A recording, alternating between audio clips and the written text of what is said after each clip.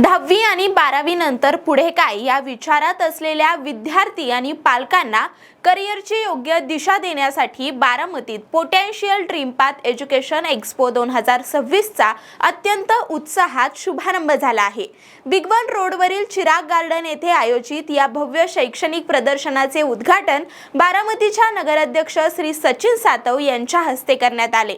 या प्रसंगी शरयू फाउंडेशनच्या अध्यक्षा शर्मिलाताई पवार यांनी या प्रदर्शनाला विशेष उपस्थिती लावून विविध शैक्षणिक संस्थांना भेटी दिल्या आणि तिथे उपलब्ध असलेल्या आधुनिक कोर्सेसची सविस्तर माहिती घेतली।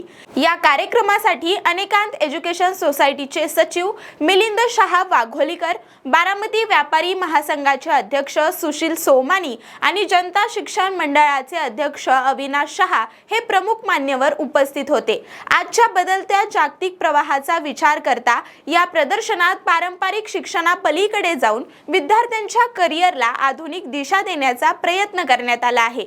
या प्रदर्शनामध्ये AI, data science, robotics, fashion designing, वैमानिक प्रशिक्षण, CET, NEET, JEE यासारख्या कोचिंगच्या संस्था तसेच इंजिनिअरिंग डिग्री डिप्लोमाचे कॉलेज देखील सहभागी झाले आहेत।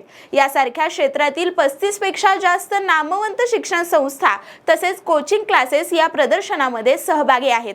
तसेच विद्यार्थ्यांना मोफत करिअर गायडन्ससाठी संस्थेच्या वतीने तज्ञ प्राध्यापकांची टीम या ठिकाणी नियुक्त करण्यात आली आहे।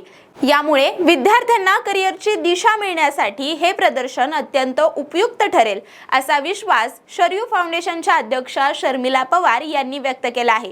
तसेच या प्रदर्शनाला भेट दिलेल्या विद्यार्थ्यांना 50 पेक्षा जास्त वेगवेगळ्या क्षेत्रातील करिअरचे ऑप्शन्स आणि करिअर गायडन्स मिळणार आहे।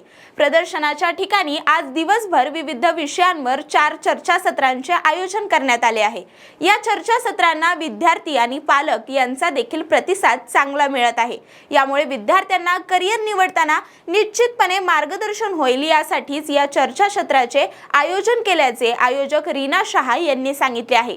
त्याचबरोबर बारामतीत अशा प्रकारचे शैक्षणिक प्रदर्शन होणे ही अभिमानाची गोष्ट आहे आणि याचा बारामतीच्या विद्यार्थ्यांना निश्चितच फायदा होईल असा विश्वास बारामतीचे नगराध्यक्ष सचिन सातव यांनी व्यक्त केला। अशाच नवनवीन अपडेट जाणून घेण्यासाठी आपल्या .com महाराष्ट्रच्या पेजला फॉलो करा आणि यूट्यूबला पाहत असाल तर सबस्क्राइब करायला विसरू नका।